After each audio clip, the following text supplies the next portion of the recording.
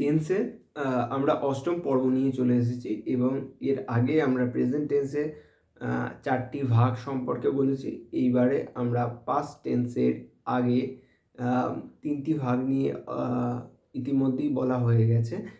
এই পর্বে পাস্ট টেন্সের আমরা শেষ ভাগ অর্থাৎ পাস্ট পারফেক্ট কন্টিনিউয়াস টেন্স নিয়ে আমরা বলবো।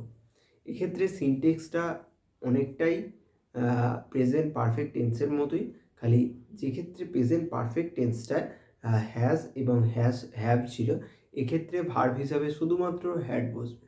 ঠিক আছে, তাহলে আমরা আরেকবার সিনটেক্সটাকে যদি চোখ বুলিয়ে দেখে নিই, এক্ষেত্রে হবে সাবজেক্ট, তারপরে হবে হ্যাড, তারপরে হবে বিন, তারপরে হবে ভার্ব, এর সাথে আইএনজি যুক্ত করতে হবে। এবং এই ক্ষেত্রে আরেকটা আমি বোঝার জন্য লিখেছি, এটা রূপের মধ্যে পড়ে না যদিও, যে এই টেন্স মূলতভাবে কখন ব্যবহার হয়, মূলতভাবে যে ক্ষেত্রে প্রেজেন্ট পারফেক্ট কন্টিনিউয়াস ব্যবহার হয়েছিল সেই ক্ষেত্রেই মূলত পাস্ট পারফেক্ট কন্টিনিউয়াস ব্যবহার হয়। কোনো কিছু ঘটনা যদি অনেকটা সময় ধরে চলে আসে বা সিন্স বা ফর এই সমস্ত বোঝাতে পাস্ট পারফেক্ট কন্টিনিউয়াস টেন্স ব্যবহার হয়। যেমনভাবে প্রেজেন্ট পারফেক্ট কন্টিনিউয়াস টেন্স ব্যবহার হয়, তেমনভাবে পাস্ট পারফেক্ট কন্টিনিউয়াস টেন্স ব্যবহার হয়। মানে বৃষ্টি অনেকক্ষণ ধরে পড়ছিল, এটা অনেক আগের ঘটনা বোঝাতে। ঠিক আছে, এই মানে সে অনেক দিন আগে সে মনে করো 3 বছর ধরে এই জায়গাটায় C had been living in this village for 3 years.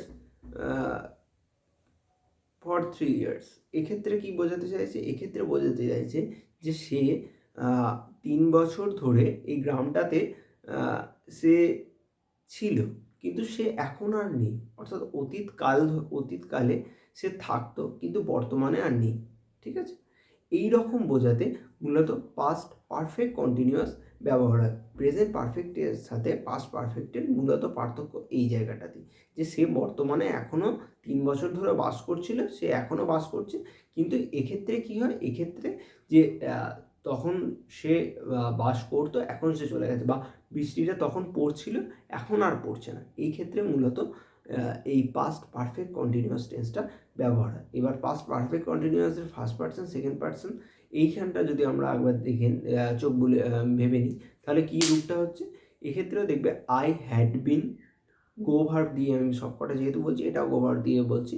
I had been going, আর প্লুরালে উই হ্যাড বিন গোয়িং। ঠিক আছে, তারপরে সেকেন্ড পার্সনে যদি আমরা চলে আসি, যে ইউ হ্যাড বিন গোয়িং, ওইদিকে প্লুরালেও you had been going. Third পার্সনেও ঠিকটাই, he or she had been going, আর প্লুরালে হচ্ছে দে হ্যাড বিন গোয়িং। ঠিক আছে, এক্ষেত্রে সমস্ত ক্ষেত্রেই মূলত হ্যাড বিন যুক্ত হই এবং ভার্বের থার্ড ফর্ম হই, ভার্বের সাথে আইএনজি যুক্ত করে মূলত আমরা প্রত্যেকটা পার্সনে আমরা পাবো।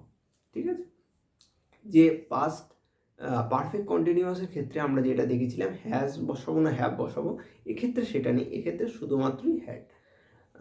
আশা করছি এই পাস্ট পারফেক্ট কন্টিনিউয়াস টেন্সটা কোথায় আমরা ব্যবহার করব এবং পাস্ট পারফেক্ট কন্টিনিউয়াসের গঠন সম্পর্কে আমরা বুঝতে পেরেছি। ভিডিওটা যদি ভালো লাগে, ভিডিওটা অবশ্যই লাইক করো এবং ভিডিওটা অবশ্যই শেয়ার করে দিও, যাতে তোমার মতো আরও অনেকে এই সহজে পাস্ট পারফেক্ট কন্টিনিউয়াস টেন্স সম্পর্কে বুঝতে পারে। ধন্যবাদ।